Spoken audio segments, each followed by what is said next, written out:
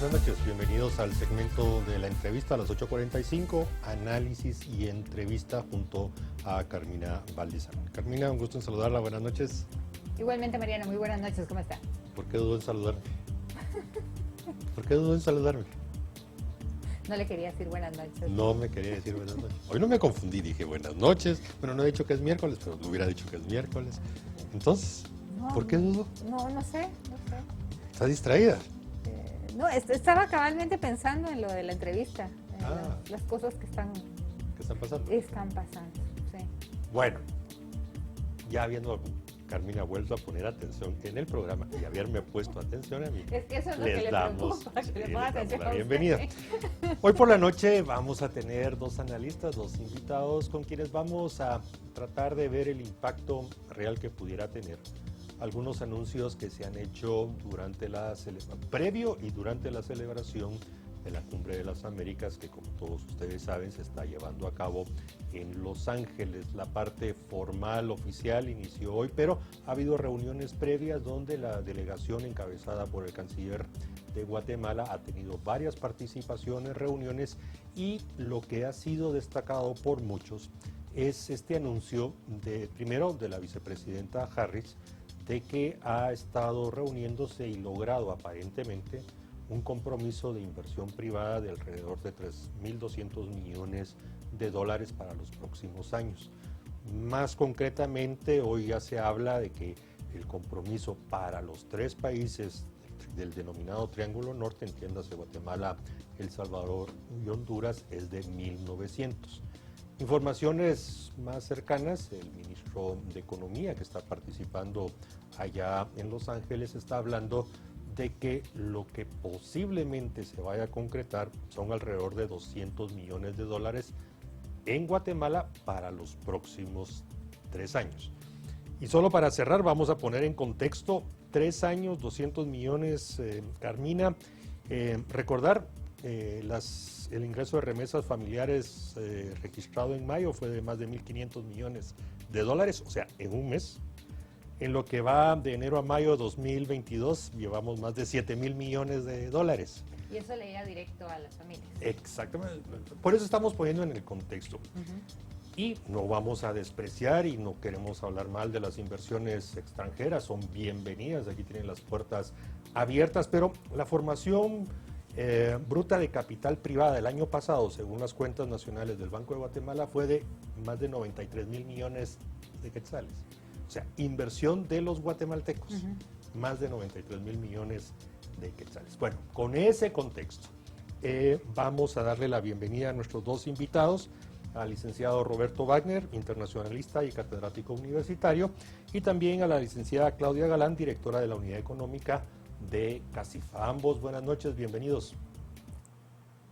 Es un gusto estar aquí, buenas noches. Buenas noches, bienvenidos. No quiero faltar al orden y a lo que yo siempre respeto de concederle primero la palabra a las damas, pero tengo una curiosidad con Roberto, le veo una sonrisa. Tal vez si Roberto nos puede decir cómo quedó el partido de la NBA hoy.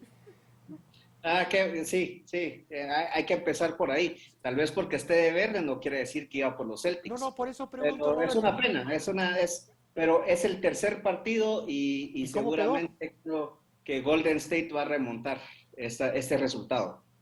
Ok. Bueno, ya nos dio la última hora de los deportes de la NBA. Entonces, ¿ganaron los Golden Warriors o ganaron los Celtics? Solo para escucharlo bien, Roberto. Ganaron los Celtics, pero porque están en su casa. Y pues, como digo nuevamente, esperamos una serie reñida y seguramente Golden State va a remontar este resultado, Mariano. Bueno, Roberto, gracias. Importante la información de deportes y con esa sonrisa pues da gusto escuchar las noticias. Claudia Galán, ya regresando, ahora sí ya a la parte formal de la entrevista, Claudia. Bueno, ¿cómo analiza usted estos anuncios, estos compromisos que por supuesto tienen que concretarse, ser mucho más específicos, pero de los anuncios que se han dado, ¿cómo los valora usted? Muchas gracias, Mariano, y muchas gracias, Carmina, por la invitación. Buenas noches a ambos y buenas noches, Roberto. Pues creo que son, pues como ya usted mencionaba, Mariano, son buenas noticias y lógicamente pues saber que venga inversión extranjera al país, que pues es sinónimo de más empleos, pues claramente pues, mayores oportunidades y sobre todo mayor desarrollo para el país, pues son buenas noticias. Sin embargo, pues sí es importante notar que pues esto es un anuncio para 3 países, ¿verdad?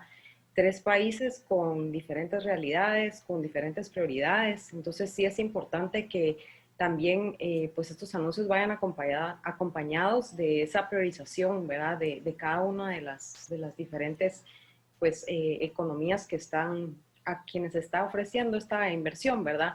Y lo digo sobre todo porque pues en nuestro país esperaríamos que esta inversión pues pudiera llegar al interior del país, ¿verdad? Que fuera pues una inversión que se traduzca en mayor desarrollo y mejores oportunidades para pues justamente alcanzar el tan anhelado desarrollo, reduciendo esas desigualdades, reduciendo también los niveles de pobreza que hay en el interior del país y que solo se va a lograr a través de mayor empleo formal y pues más inversión. Pues como les menciono, son buenas noticias, sin embargo sí habría que ver no solamente cuánto es el capital que se estaría destinando para el país, sino también las áreas priorizadas, pues en cuánto tiempo estaríamos hablando. Creo que hay mucho más que pues, conversar del tema, pero lo más importante también es no solamente saber ese capital pues, económico que se va a traer, sino también pues también el capital político que existe, es decir, pues qué otro tipo de negociaciones se requieren y sobre todo la voluntad política de que esto suceda. Gracias, licenciado Wagner. Por favor, su primer análisis sobre este dinero que nos estarán dando para inversión. Bueno, nosotros no, pero a las empresas para generar inversión en el país. Sí, muchas gracias. Yo creo que yo estoy muy de acuerdo con Claudia. Yo siento que primero se agradece siempre cualquier ayuda que se puede dar, venga de donde venga, siempre y cuando hay que analizar las condiciones, o sea, hasta qué punto este capital para inversiones que como bien hicieron en el contexto anterior, antes de, digamos, de preguntarlos cuando lo que estaba diciendo Mariano y lo que bien dijo también Carmina, lo que significan las remesas versus lo que significa esta inversión, hasta qué punto esta es una inversión que tal vez trata de trabajar, espero yo, en una hoja de ruta conjunta entre nuestros países, o sea, que sea espero yo que esto sea parte de una negociación bilateral, Guatemala, Estados Unidos, y como muy bien pues ha dicho Claudia, que tenga que ser una situación en la cual se ponga, se priorice que precisamente son las empresas las que invierten, las que toman los riesgos, las que generan trabajo. No es una cuestión de gobiernos, los gobiernos van y vienen. Y entonces espero yo que esto vaya por esa línea. Sin embargo, sí tengo que venir y decir que me preocupa este anuncio desde el punto de vista que se da en el marco de la Cumbre de las Américas, una cumbre que ha sido bastante, me parece, en mi opinión, improvisada de parte de Estados Unidos, después de ese anuncio que hace el presidente de México, Andrés Manuel López Obrador, de que él no iba a atender porque nos invitaron a todos, y que después de que dice esto, Estados Unidos toma decisiones, en mi opinión, muy abruptas para relajar ciertas relaciones con Cuba y para venir y otorgar licencias a Venezuela, olvidando una serie de vejámenes a los derechos humanos, derechos políticos y civiles, crímenes políticos, asesinatos políticos que se han dado en estos países. Y entonces es una cuestión en la que no sé hasta qué punto este anuncio viene a ser una cuestión que busque relajar las tensiones que existen actualmente con Guatemala, que han existido ya por cierto tiempo con El Salvador, y tratar de estar bien con Honduras, o si realmente va a ser una cuestión de una negociación bilateral, que ambos países se pongan de acuerdo para hacer una hoja de ruta que genere las inversiones que este país necesita y que nos van a beneficiar en el corto y largo en el mediano y largo plazo, tanto a Estados Unidos como a Guatemala, para disminuir o mitigar la migración irregular. Roberto, importante el análisis, pero insisto, yo creo que tenemos que ser muy realistas. En primer lugar, estamos hablando de inversión privada. O sea, aquí no hay nada salvo que hay cosas que no sabemos, pero la preocupación es siempre por qué manejar con tanta reserva ciertas informaciones. Por gotas empieza a aparecer, y por ejemplo, el ministro de Economía informó que en reuniones, y voy a nombrar las empresas, porque esas fueron las palabras del ministro, con UPS, que ya opera en Guatemala, FedEx, que ya opera en Guatemala, Millicom, que opera en Guatemala, Pepsi, que opera en Guatemala, Grupo Pantaleón, que opera en Guatemala, son los que van a invertir. O sea, no veo aquí inversión nueva, transferencia de tecnología. Es probable que tal vez Millicom le está apostando a la banda baja para el tema de la 5G o un aumento en las capacidades de estos UPS y FedEx, que son empresas que transportan, entonces podrían aumentar sus instalaciones o tal vez instalarse en el nuevo aeropuerto que el gobierno está impulsando en la costa sur. La única nueva, y a mí no me consta que esté en Guatemala, es GAP, que a propósito anda buscando director. Puede ser en el tema de maquilas GAP, pero a propósito, GAP anda buscando director comercial para Guatemala y Centroamérica, si a alguien le interesa. Pero en fin, Roberto, el tema es, no veo, por lo menos en lo que ha trascendido, que efectivamente estamos hablando de inversiones importantes, nuevas, diferentes, que como por ejemplo Claudia correctamente decía, vayan al interior de la República, salvo lo que estábamos hablando de posibles inversiones en ese aeropuerto de carga que se está promoviendo en Escuintla. En fin, como que hay un discurso, pero los hechos concretos y reales van por otra vía. ¿Cómo lo analiza Roberto?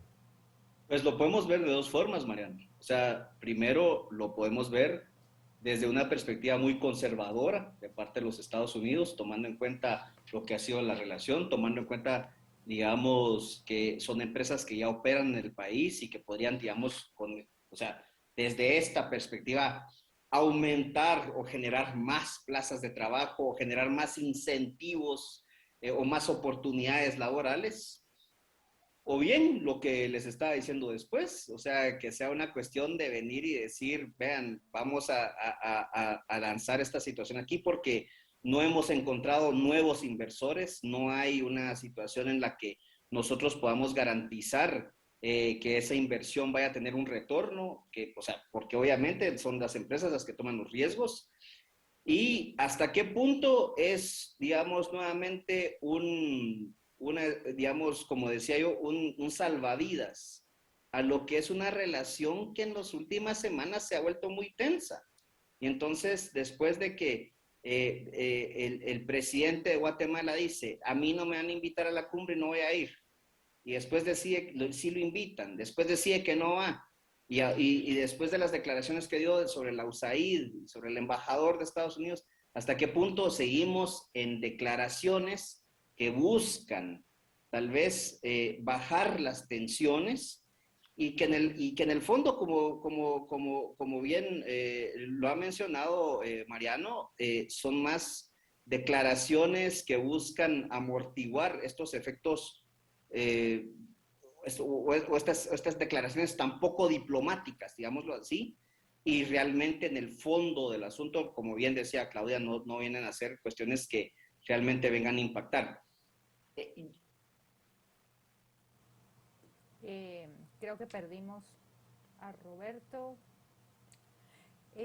A ver, licenciada Galán, mientras regresamos con la comunicación. A ver, a mí una de las empresas que sí me llamó la atención y, a ver, es la empresa Yasaki. Yasaki Norteamérica produce componentes de automóviles. Ellos esperan que generar para el 2026 14,000 plazas, pero hablan de abrir una planta de 10 millones de dólares en Guatemala con 1,000 empleados para empezar a producir cables eléctricos, arneses para General Motors, Ford y demás. Guatemala siempre se ha hablado de que no tenemos nada de producción en este tipo y yo creo que se empiecen a ver mercados para esto. No tenemos nada en el tema automovilístico y yo creo que pues es interesante que se empiecen a dar estos mano calificada y demás, que podría ser un nuevo pues rubro, se puede decir, de fábricas que podrían venir a operar en el país y que sí podrían estar en el interior. ¿Qué piensa usted?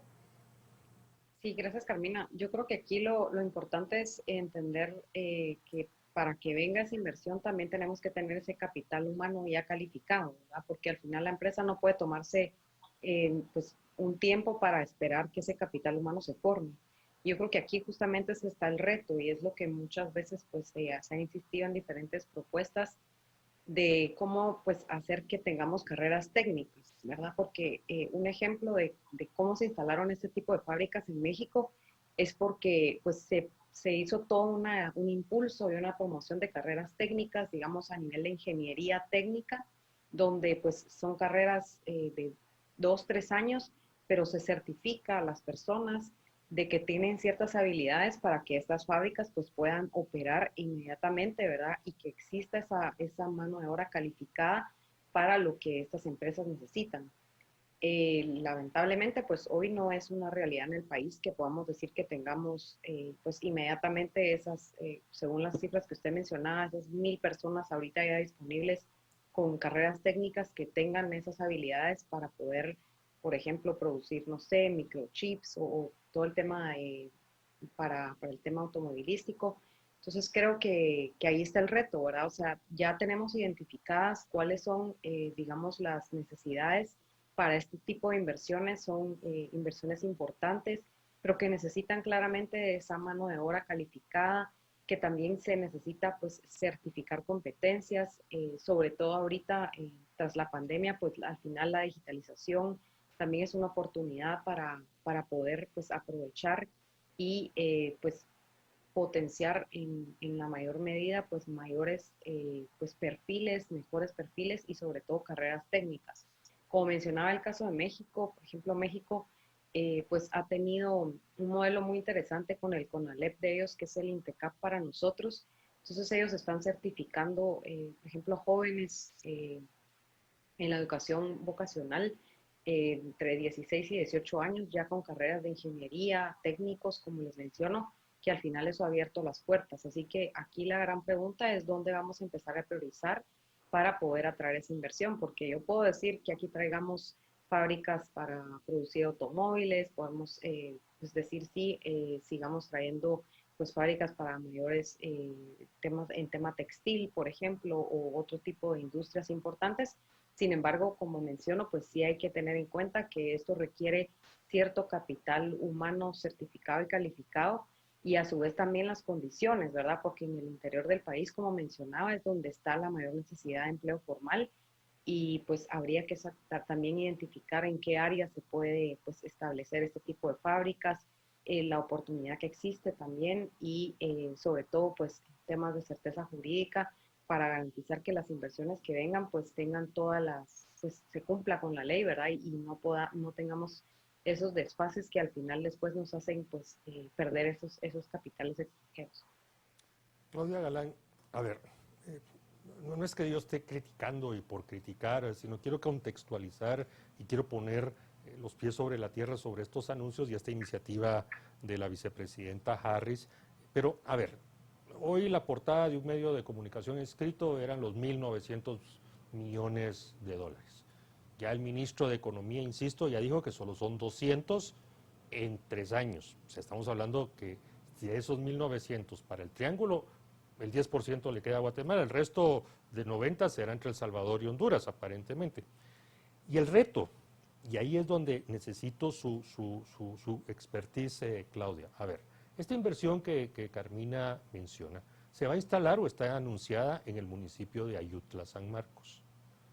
Altamente conflictivo, con una serie de deficiencias de infraestructura y con la esperanza de que el gobierno o el país resuelva temas de comunicaciones, de transporte, de suministro de energía, etcétera, etcétera.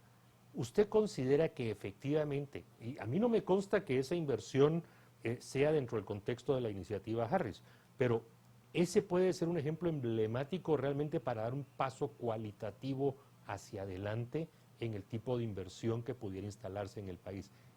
Con su conocimiento, con su experiencia, Claudia, ¿qué entonces tenemos que hacer realmente para que se asiente esa inversión, sea exitosa y a partir de ello dar esos pasos hacia adelante para otro tipo de inversiones? Sí, gracias Mariano. Yo creo que lo importante acá, y ya lo mencionaba Roberto al inicio, es establecer esa hoja de ruta, ¿verdad? Yo tomaría un poco estas palabras que ella mencionaba de al final, en la medida en que no tengamos un plan de acción concreto, ¿verdad? De priorizar las áreas donde vamos a focalizar la inversión, y en ese sentido también pues coadyuvar a que el tema educativo, el tema de salud, el tema de infraestructura también pues tenga una coherencia con esta hoja de ruta. Si esto no sucede, estamos hablando al final de que es complicado de que podamos impulsar en el país, sobre todo porque durante muchos años hemos hablado que necesitamos crecer a tasas pues, de crecimiento muchísimo más altas para generar desarrollo en el país. Hablamos de tasas cercanas al 6-7%. Sin embargo, para eso se necesitan condiciones, y ya lo mencionaba usted, Mariano, ¿verdad? Las condiciones, solo en el caso de la infraestructura, hay muchas pues, empresas extranjeras que deciden no venir porque vemos que no hay avance en tema de infraestructura. Las condiciones del país, pues realmente en tema de movilidad, cada vez vamos para, pues, con menos esperanza de que avancemos. El modelo, digamos, ya es obsoleto para financiar la infraestructura en el país. Entonces, sí es claro que si no tenemos pues una hoja de ruta bien trazada de cuáles son las áreas donde vamos a priorizar esa inversión, cuáles son las empresas con las cuales nos vamos a comprometer, de decir, bueno, estas son las áreas que nosotros, pues en un mediano o largo plazo vamos a definir como priorizadas para atraer esa inversión. Estas son las condiciones que les ofrecemos, estos son los incentivos, porque también hay que hablar de esto, ¿verdad? Estos son los incentivos, pero sobre todo, como país, que estamos ofreciendo. No podemos ofrecer nada más que traigan aquí la inversión y igual las condiciones no estén, ¿verdad?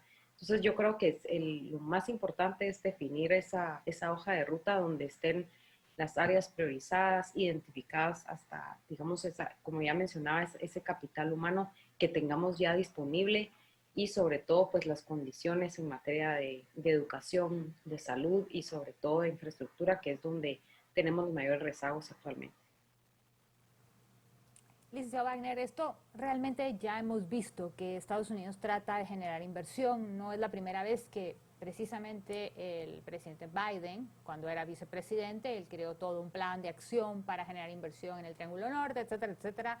Y eso no pasó nada porque había un montón de requisitos y un montón de cosas que no se cumplieron, y creo que los beneficiados fueron muy pocos. Así que se habló de mucho dinero, pero realmente no recibimos nada. ¿Estaremos hablando de un supuesto similar? Pues hay que tener cuidado con eso. Cuando se presentó el Plan Alianza para el Progreso del Triángulo Norte, como se le llamó, precisamente que lo presentó el entonces vicepresidente Joe Biden en un artículo del New York Times en el 2014, aquí se emocionó mucha gente y nuevamente hubo muchísima gente en el sector privado que pensaron que esto iba a funcionar, hubo muchísima gente en el sector público que pensaron que esta era la panacea, y yo creo que al final del día no escucharon, digamos, se dejaron de cantar por lo que eran los números y no por lo que son las cuestiones políticas. Como bien dice Claudia nuevamente, o sea, pues, digamos, no puede venir inversiones si no hay un recurso humano capacitado, pero si yo voy a venir y capacitar primero a la gente y después no van a tener una opción de trabajo, pues van a migrar. Y eso fue el plan Alianza para el Progreso en ese momento. O sea, fue una cuestión que, con todo respeto, lo digo yo, no quiero decir, no quiero venir y sonar diciendo, se los dije, pero eso pasó. O sea, fue una cuestión en la que en efecto se presentó un plan que no, y que era el mismo plan para 3 países. Que son las situaciones. Aquí en Guatemala el problema que tenemos con la migración es más por cuestiones económicas, mientras que en buenas partes de Honduras y El Salvador era por cuestiones de inseguridad. O sea, era un problema. Espero yo que esto no sea así, pero también creo yo que sí tenemos que poner mucho de nuestra parte. Yo espero que sean estas negociaciones bilaterales, que hayan autoridades aquí en Guatemala, dentro de nuestros ministerios, pero que también con la influencia de otros actores de la sociedad civil y del sector privado, que vengan y que apunten precisamente a cuáles son los problemas la falta de oportunidades económicas, la crisis que hay en el sector agrícola, por ejemplo, las situaciones que estamos viviendo y que trabajemos juntos para mejorar eso. Pero si es una imposición que tiene un carácter más bien político y que suena mucho a que vamos a invertir tanto y nuevamente no sé a dónde va a ir a llegar ese dinero, para qué exactamente va a servir ese dinero, en qué áreas específicas, a qué áreas específicas va a llegar ese dinero, a qué partes del país es donde se empieza, se empieza a impactar para que se genere un cambio, pues entonces sí vamos a seguir con las mismas. Yo creo que ese es un problema muy serio que tenemos que reconocer que es un problema de cooperación internacional, pero que es culpa de ambos lados. Un lado que viene y que ofrece sin mayores conocimientos, pero otro lado que tampoco viene y dice, esto es lo que verdaderamente necesitamos, que es nuestro lado. Yo creo que eso es una situación preocupante y esperaría yo que esto son cuestiones que se corrijan y pues esperemos que esto, digamos, o sea, por lo menos se pueda crear una hoja de ruta, como bien decía Claudia, una hoja de ruta en la que esté de acuerdo autoridades de Guatemala, pero también aquellos que asumen los riesgos de estas inversiones, digamos, que vengan y estén de acuerdo con esto junto con sus contrapartes de otros países y de Estados Unidos. Roberto Wagner, a ver, la importancia de la inversión extranjera directa en el país. Aquí se salen con titulares, se salen dando discursos y aplausos y se montan campañas porque Guatemala superó 1.000 millones, 1.200 millones de inversión extranjera directa, de dólares. Realmente es insignificante. Quiero recordarles la cifra de la formación bruta de capital privada 2021 fue de 93.000 millones de quetzales. O sea, veamos las relaciones. Incluso en el libro recientemente publicado por Juan Alberto Fuentes Knight, La economía atrapada, que a propósito, Carmina, sería bueno tener una discusión con él porque tienes algunas aseveraciones que bueno. Pero al margen de eso, él le dedica un capítulo al tema de la inversión extranjera directa en Guatemala y reconoce que es marginal, ha sido marginal y seguirá siendo marginal. Entonces, ¿por qué el espaviento y todo esto alrededor de estas cifras? Porque si hacemos regla de tres sencillísima, 200 millones anunciados para los próximos 3 años por el ministro de Economía, estamos hablando de 66 millones de dólares anuales. 1.500 millones fueron las remesas familiares el mes pasado. Entonces, Roberto, tiene importancia, le estamos dando muchas vueltas al asunto y realmente no nos percatamos que lo que tenemos que movilizar más es ese capital guatemalteco hacia otros sectores y así hacer crecer más al país.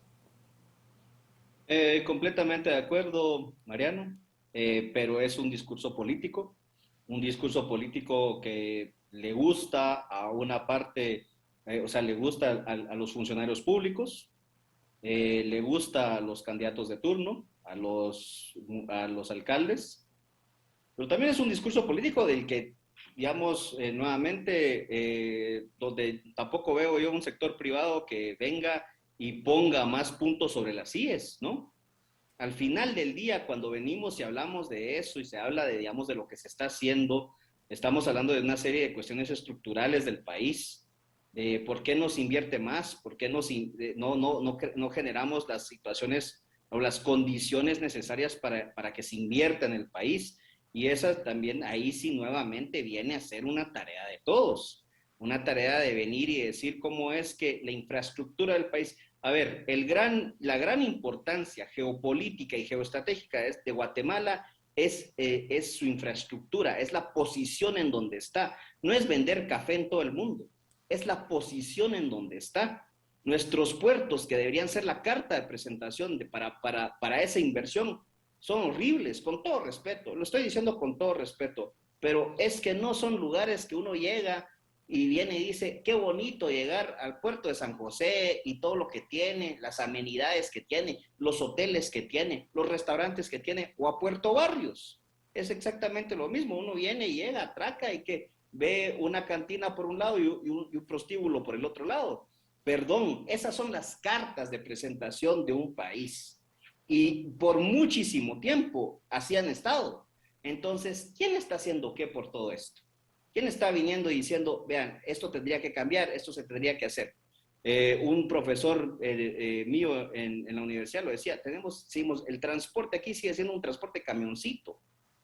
O sea, los temas macro importantes sobre temas de infraestructura, que invertir en infraestructura, eso podría generar también muchas plazas de trabajo, eso no se trata, pero así como, digamos, lo que son los temas que también bien mencionaba Claudia, de cuestiones de educación, de salud, pero es que al final del día no hay un plan estratégico de mediano y largo plazo y no hay nadie que venga y atreverse a participar en esto. No hay liderazgo. Entonces, de acuerdo, es muy cierto. Y por eso es que tenemos que conformarnos con eso. Por eso es que al principio de la entrevista decía, bueno, lo que nos den, pues tenemos que agradecerlo porque estamos limosneando. Estamos limosneando. No estamos nosotros ofreciendo. ¿Qué ofrece Guatemala? ¿Qué ofrece Guatemala como país? ¿Cuál es la marca país? O sea, ¿qué estamos ofreciendo? Entonces, cuando no estamos ofreciendo nada, tenemos que conformarnos con esto, Mariana. No hay otra cosa. Y eso es lo que está jugando, a lo que le está jugando Estados Unidos. Y siento yo nuevamente, no sé hasta qué punto esto puede partir, espero yo, quiero ser optimista, que eso sea una hoja de ruta para hacer algo y que no sea nuevamente un ofrecimiento político para apaciguar las aguas de una relación ya turbia. Pero es que por un lado son discursos políticos, pero aquí también tenemos solo discursos políticos. No tenemos una oferta. ¿Qué ofrecemos nosotros? Licenciada Galán, el director del Instituto Nacional de Migración de Honduras ha dado declaraciones por el tema de la migración y cuántas personas están transitando. Sin embargo, en este tema, hoy sucedió algo y también hay otras aristas que ver. Se está hablando de la inversión en el Triángulo Norte por los migrantes que están pasando. Sin embargo, entre estas caravanas y estos grupos de migrantes están viniendo personas de Cuba, de Haití, de Venezuela, inclusive de Angola, que están pasando por medio, porque por eso también las caravanas sirven para transitar inclusive a estos terroristas. Va y pasan todos, sí, van como en grupos.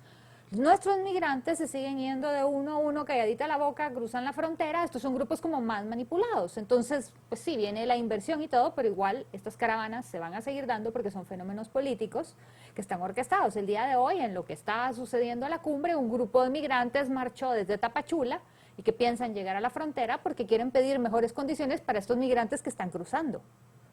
Entonces, nuevamente, pareciera más político que realmente el impacto que vamos a tener y que estas condiciones de las que usted hablaba las tenemos que mejorar para atraer a la inversión sin necesidad que les digan vengan, nosotros mismos los podemos invitar a venir. Licenciada Galán. Sí. Gracias, Carmina.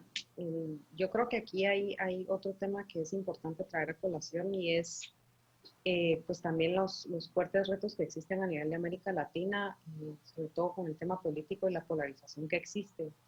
Hay una crisis claramente de la democracia y esto también hay que decirlo, genera muchísimo ruido para Estados Unidos y si pues, es también una forma y como ya lo mencionaba Roberto, es como también una estrategia política para frenar estos ataques, pero el tema es justamente como país nosotros qué vamos a hacer, porque no podemos esperar solamente que nos propongan del otro lado, ¿verdad? Porque no tenemos nosotros una visión clara de, bueno, yo en 5 años como país quiero llegar aquí con estos sectores productivos, con estas empresas, proyectar y generar esta cantidad de empleos. Yo creo que estamos sobrediagnosticados, hay muchísimas propuestas, hay muchísimas vías de cómo generar realmente ese desarrollo que es el que todos queremos. El tema es cómo nos vamos a poner de acuerdo. Ya el otro año vamos a tener muchísimas propuestas, muchísimos partidos otra vez, muchísimas figuras que vuelven o nuevas figuras, pero el tema es dónde está la priorización que como país, dónde están realmente las prioridades que como país no deben de cambiar, porque al final el discurso pues no cambia, realmente las necesidades siempre son las mismas y si abrimos el informe que hoy de hecho circulaba mucho sobre las condiciones macroeconómicas, es que pues sí somos un país pues, macroeconómicamente estable, pero lamentablemente no es suficiente para generar desarrollo. Ya sabemos que las condiciones que hoy tenemos no son las ideales para atraer a esa inversión, para generar los empleos que necesitamos, para cambiar las condiciones, sobre todo en materia social, educativa, de seguridad. Entonces, si queremos mover la aguja, el tema es dónde vamos a priorizar, quiénes van a ser los aliados y dónde vamos a identificar esas áreas de oportunidad. Entonces, yo más bien pensaría en definir justamente esto en un corto, mediano plazo, porque eso es lo que nos va a permitir al final nosotros poner pues los puntos y sobre todo cómo avanzar. Porque si esperamos que alguien o un tercero venga y nos diga cómo, pues ya lo decía Roberto, ¿verdad? Vamos a recibir algo, lo poquito que nos puedan ofrecer, ¿verdad? No necesariamente lo que necesitamos como país y lo que nos va a permitir este refuerzo.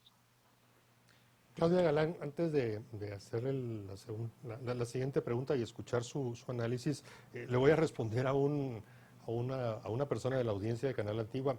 La formación bruta de capital pública el año pasado fue un poquito más de 11,000 millones de quetzales, comparado con más de 93,000 millones del sector privado. Sí, solo para balancear y ver realmente cómo está ese tema. Pero bueno, ya dimos el dato de la formación bruta de capital pública. Pero regresando al tema de hoy, Claudia, a ver, CACIF lleva ya un tiempo haciendo una propuesta, una ruta amplia, ancha de temas que abordar, temas donde hay que priorizar. Usted ya lo anunció, estamos casi a un año exacto del fin de semana de las elecciones generales. En ese orden de ideas y centrándonos en el tema de inversión productiva, de generación de empleo, ¿dónde está trabajando CACIF en su propuesta que seguramente distribuirá entre todos los candidatos y partidos que participarán? ¿Dónde están asentados los énfasis? Sí, gracias Mariano. Pues realmente como ya hace unos meses se ha conversado de pues, el plan que se ha venido ya trabajando, ¿verdad? De priorizar nuevos sectores productivos, sobre todo alineado pues, a la agenda que se ha venido trazando, pues creo que ya se han identificado, digamos, las necesidades claramente para el tema de infraestructura, ¿verdad? Sabemos que como país pues se ha insistido en una ley de infraestructura, pero también al final el fondo de eso es cómo financiar nueva y mejor infraestructura para el país, que pues no solo promueva mayor infraestructura, sino también se genere pues un mantenimiento de la misma y tengamos pues más kilómetros de carreteras, mejores puertos, pues aeropuertos más modernos, ¿verdad? Sobre todo cambiando este esquema de financiamiento de la infraestructura. Esto por una parte. Luego ya mencionaba los sectores productivos donde consideramos hay oportunidad, digamos todo el área de servicios médicos, productos farmacéuticos. Esto se ha trabajado muchísimo con la propuesta pues, que de hecho pues, se ha venido empujando a través de esta administración. Sin embargo, sí es importante notar que además de ya identificar los sectores productivos, las condiciones que se requieren, pues sí hay necesidad de esa voluntad política, ¿verdad? Y ahí pasa por pues certificar que sí realmente existe esa seguridad jurídica para los inversionistas extranjeros.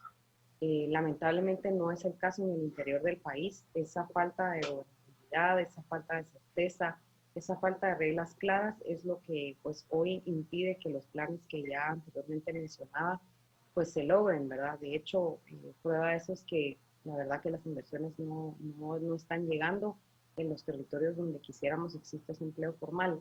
Entonces, pues respondiendo a su pregunta, Mariano, desde CACIF pues se ha planteado muchísimo el tema de cómo empujar mayor y mejor infraestructura. De hecho, también pues, se ha venido trabajando a través tras la pandemia, pues la propuesta del Plan de Reactivación para el Desarrollo con 27 pues, leyes y acciones importantes que se deben empujar para la próxima década, buscando pues ese 500.000 de empleos que todos esperamos. Al final creo que los números, como ya mencionaba, los tenemos bien claros de qué es lo que necesitamos como país. El tema es ponernos de acuerdo de cómo lo vamos a lograr, ¿verdad? Como ya mencionaba, pues solo el tema del TREDES, pues ya han avanzado a la aprobación de ciertas leyes. Estamos hablando acerca de pues 6 leyes que ya han avanzado en el legislativo. Sin embargo, no solo se trata de aprobar leyes, sino también de que se implementen, de que realmente estas leyes pues también vayan encaminando un camino con mayor certidumbre y sobre todo certeza y seguridad jurídica para las inversiones. Licenciado Wagner, ¿qué podemos hacer entonces para que, si vienen estas inversiones a Guatemala, sean efectivas, sean reales y sean como que el inicio, una semilla que germine a futuro? Bueno, en primer lugar, ser transparentes hacia dónde van a ir, quién las va a manejar, qué impacto van a tener, o sea, qué objetivo en el mediano, en el corto, mediano y largo plazo van a servir y cómo estas pueden ser el inicio para atraer más inversiones.